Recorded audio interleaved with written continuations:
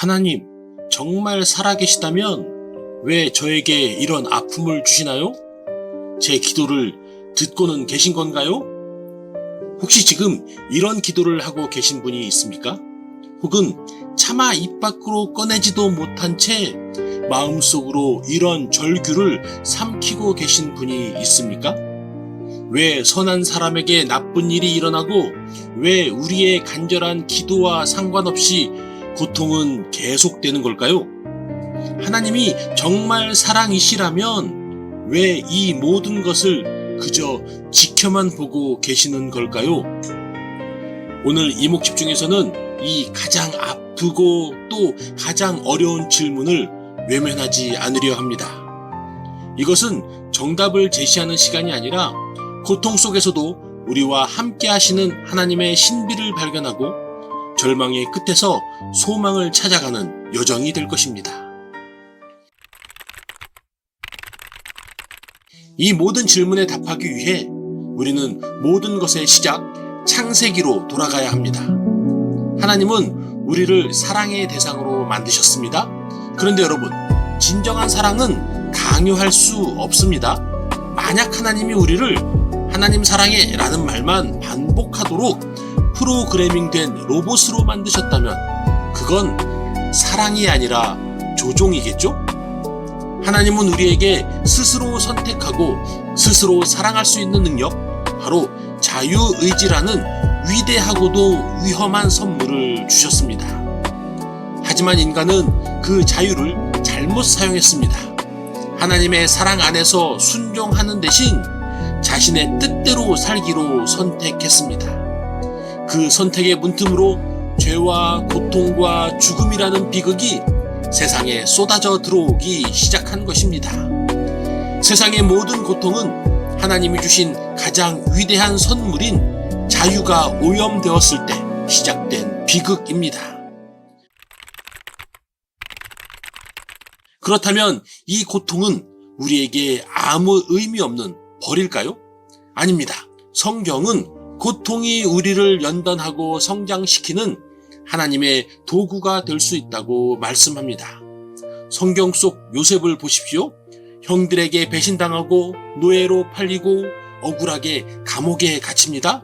그의 인생은 고통의 연속이었습니다. 하지만 그 시간들을 통해 요셉은 하나님을 더 깊이 신뢰하는 법을 배웠고 마침내 한 나라를 넘어 수많은 민족을 구원하는 위대한 지도자가 되었습니다. 로마서는 말씀합니다. 환난은 인내를, 인내는 연단을, 연단은 소망을 이룬다. 고통은 우리를 부수기 위해 오는 것이 아니라 우리를 하나님의 위대한 걸작으로 빚기 위해 오는 과정일 수 있습니다. 가장 중요한 질문입니다. 내가 이렇게 아플 때 하나님은 도대체 어디서 뭘 하고 계신가? 이 질문 앞에 저는 제 삶의 가장 아프고 어두웠던 시간을 고백하지 않을 수 없습니다. 고등학교 1학년 때 저의 영웅이셨던 아버지가 하나님의 부르심을 받으셨습니다. 슬픔이 채 가시기도 전에 저희 가족은 살던 시골을 떠나 서울 근교의 한 도시로 이사를 가야 했습니다. 하지만 저는 이사 가지 못했습니다.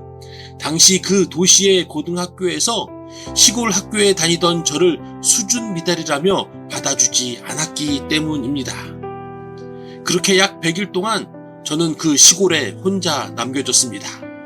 하숙을 구할 형편도 되지 않아서 이 집 저 집을 전전했고 때로는 교회 기도실에서 심지어 여름밤에는 하천 다리 밑에서 잠을 자기도 했습니다.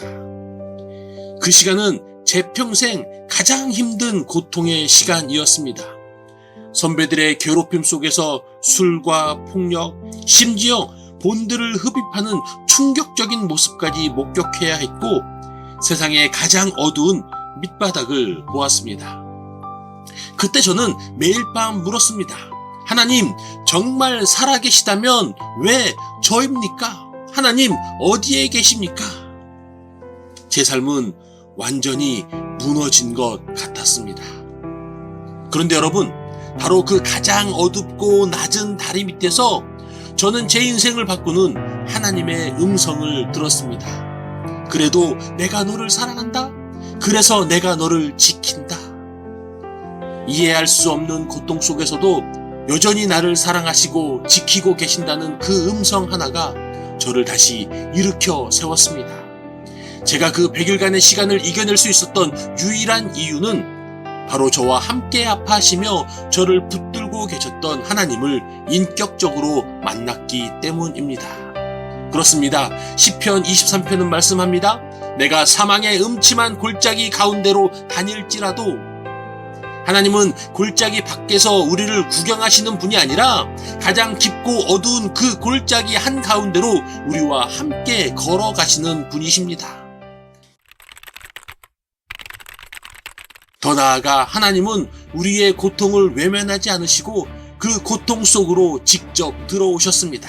바로 예수 그리스도를 통해서입니다. 결국 이 모든 고통과 악의 문제를 향한 하나님의 최종적인 대답은 바로 예수님의 십자가입니다.